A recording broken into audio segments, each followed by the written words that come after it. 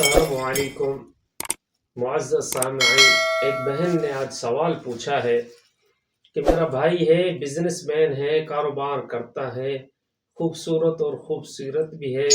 ماشاءاللہ کہنا بھی مانتا ہے،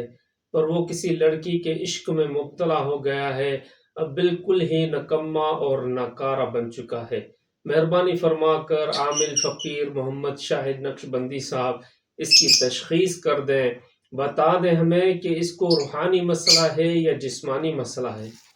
دیکھیں بہن، جو آپ نے سوال کیا ہے یہ ایک فطرتی عمل ہے۔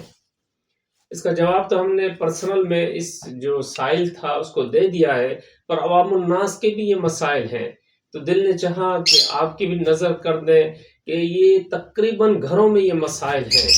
جو مرد حضرات ہیں جلدی میں کسی کے عشق میں مبتلا ہو جاتے ہیں، پھر پریشان ہوتے ہیں، درپدر ہو جاتے ہیں، اپنی زندگی خود اجیرن بنا لیتے ہیں، زندگی عذاب بن جاتی ہے۔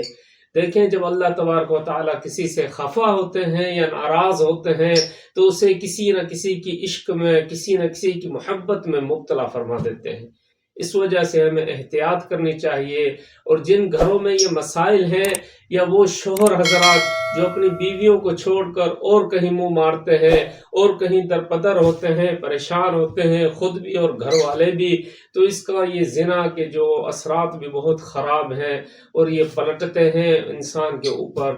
جو نقصان دہ ہے۔ اس کے لیے اللہ تبارک و تعالیٰ نے اپنے قرآن پاک میں ایک آیت رکھی ہے، وہ آیت میں آپ کو پڑھ کے سنا دیتا ہوں کہ اول آخر 11 مرتبہ آپ نے درود پاک پڑھنا ہے، اس کے بعد پھر آیت پڑھنی ہے، قُلْنَا يَنَارُ كُونِي بَرْدًا وَسَلَامٌ، قُلْنَا يَنَارُ كُونِي بَرْدًا وَسَلَامٌ۔